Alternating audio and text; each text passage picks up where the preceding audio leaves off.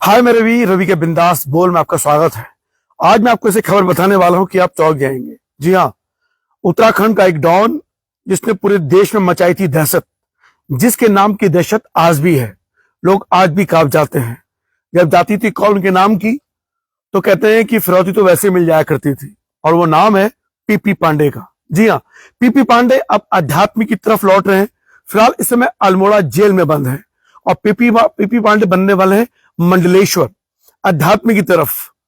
अक्सर जब व्यक्ति अपराधी होता, हमने पहले भी एक कई सारी मूवी देखी है, साधु और शैतान।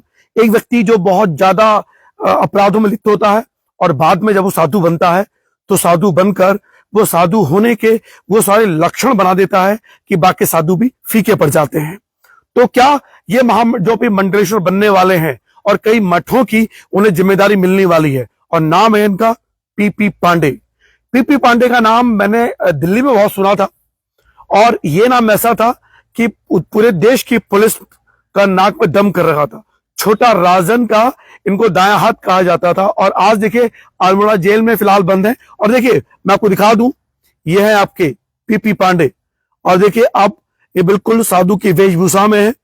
हमें कुछ दिनों पहले सूत्रों के हवाले से खबर मिली थी कि अल्मोड़ा में जेल में साधु की भूमिका में रहते हैं और दबदबा अभी भी कायम है। और देखिए रवि के बिंदास बोल में देख रहे हैं, और ये कई मठों के साधु वहां गए थे और उन्हें बनाया है अब मंडलेश्वर।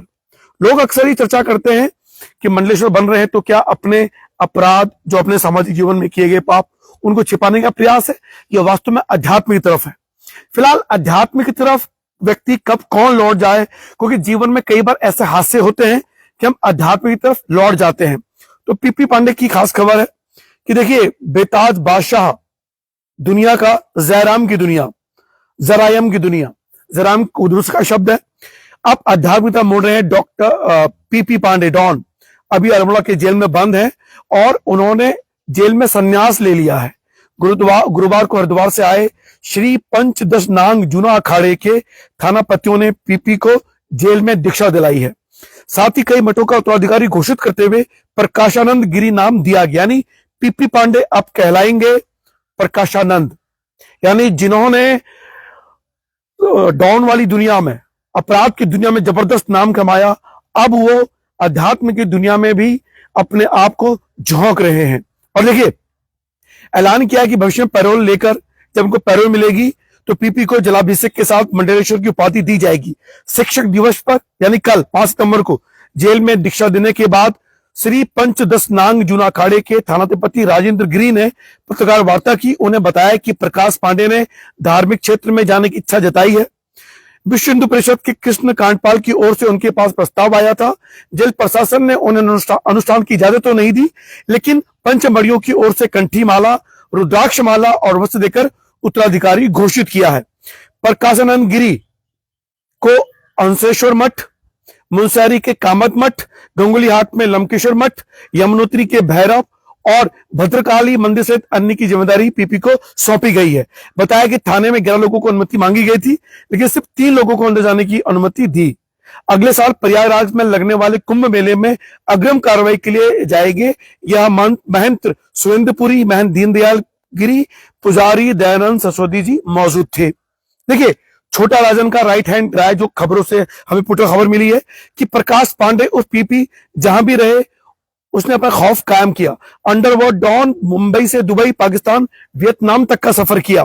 पीपी किशोरावस्था से अवैध शराब के लीसे की तस्करी में संलिप्त रहे। कुमाऊं में दहशत फैलाने के बाद पीपी ने 90 के दशक में मुंबई में कदम रखा।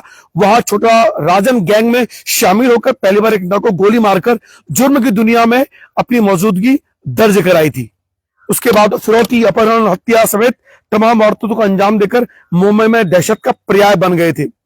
अंडरवर्ल्ड, देखिए ये बड़ी महत्वपूर्ण बात है। इस प्रकाश पांडे की दिलेरी देखिए, आप दिलेरी कह सकते हैं, क्योंकि ये जब आप डॉन की दुनिया में जाते हैं तो दिलेरी। और सुनिए, अंडरवर्ल्ड डॉन बन चुके पीपी दाऊद को मारने के लिए पाकिस्तान तक पहुंच गया। हालांकि वो अपने मंसूब पर कामयाब नहीं हो पाया, जो खबर आ रही है। और 2010 में वियतनाम से गिरफ्तार कर जेल भेजा गया। सितारगंज से चमोली और फिर अल्मोड़ा जेल पहुंचे। पीपी को नेपाल के आचार्य दंडीनाथ की ओर से संन्यास दिलाया गया। अब खुद को जूना अखाड़ा से जुड़ा बताने वाले थानापतियों ने पीपी को जेल में दीक्षा की बात कही है। तो फिलहाल इस खबर पर आप क्या कहेंगे? क्या अध्यात्म की तरफ लौटने वाले प्रकाश पांडे, जो एक समय जराइम की दुनिया के बिताज बादशाह थे, छोटा राजन के दाएं हाथ गए और पाकिस्तान गए थे अंडरवर्ल्ड दाऊद को मारने के लिए, तो ये जज्बा, ये जुनून जो उन्होंने अपराध की दुनिया में दिखाया, और अब क्या वो इस अध्यात्म की दुनिया में भी दिखाएंगे? क्या वो जो फिल्म बनी थी साधु और शैतान, यानी एक व्यक्ति जो बहुत अपराधों में और फिर वो बनता है साधु की भूमिका में, तो प्रकाश पांडे अपने को साबित कर पाएंगे? देखिए, ब्राह्मण परिवार से आते हैं और अध्यात्म की दुनिया में एक ब्राह्मण का इस उसमें आना वास्तव में अद्भुत होगा। प्रकाश पांडे जी से एक बार मिलेंगे जरूर और उनके विचार जानेंगे कि आखिर अपराध से अध्यात्म की तरफ आने का ये सफर उन्होंने कैसे लिया।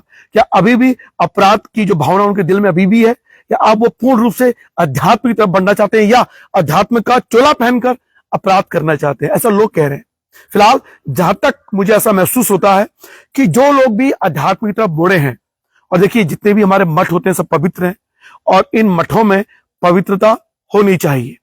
और अगर अपने अपराधों का इस तरीके से प्रायश्चित, क्योंकि जेल में है और जेल देखिए जिस तरह के वो हैं, भागने की उन्होंने कभी कोशिश नहीं की, जाते मुझे पता है। और अभी कुछ आज से लगभग 5-6 महीने पहले मुझे प्रकाश पांडे के बारे में जानकारी मिली थी। उनका थाने के अंदर भी रुतबा अभी बरकरार है, और अध्यात्म की तरफ लौटने वाले प्रकाश पांडे को वास्तव में मैं इंटरव्यू जरूर लेना चाहूंगा उनका, और मैं चाहूंगा कि जब प्रकाश पांडे के वो भावनाओं को, जो अपराध से अध्यात्म की तरफ लौट रहे हैं, तो वो भावना मैं महसूस करना चाहता हूं कि आखिर कौन होता है। फिलहाल उन लोगों से भी ये कहना चाहता हूं कि जो कि अपराध में लिप्त है, अध्यात्म सबसे महत्वपूर्ण है, और अध्यात्म में जो शक्ति है वो आपको मजबूत बनाती है। फिर ना आपको डर लगेगा, ना खौफ लगेगा, और ना ही किसी को आप डरा पाएंगे। तो फिलहाल प्रकाश पांडे जो कभी दहशत का पर्याय थे, और आज भी जिनके नाम से लोग डरते कांपते हैं, उनके विषय पे बात करने से कांपते हैं, वो प्रकाश पांडे अब अध्यात्म की तरफ हो रहे हैं। तो फिलहाल अध्यात्म की दुनिया में उनका स्वागत है। अपना अपराध की सजा वो काटे ईमानदारी से, फिर अध्यात्म की तरफ वो आए।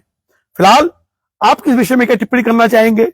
आप लोग टिप्पणी करने से घबराएंगे तो नहीं, क्योंकि अध्यात्म की तरफ ये व्यक्ति लौट रहा है जिसका नाम है प्रकाश पांडे। फिलहाल पांडे जी आइए, बहुत जल्दी आपका इंटरव्यू लेने हम अनुमति मांगेंगे प्रशासन से, और जेल में ही आपका इंटरव्यू लेने जरूर जाएंगे। फिलहाल रवि के बिंदास बोल लाइव देने शुक्रिया। जय उत्तराखंड, जय भारत, जय अध्यात्म।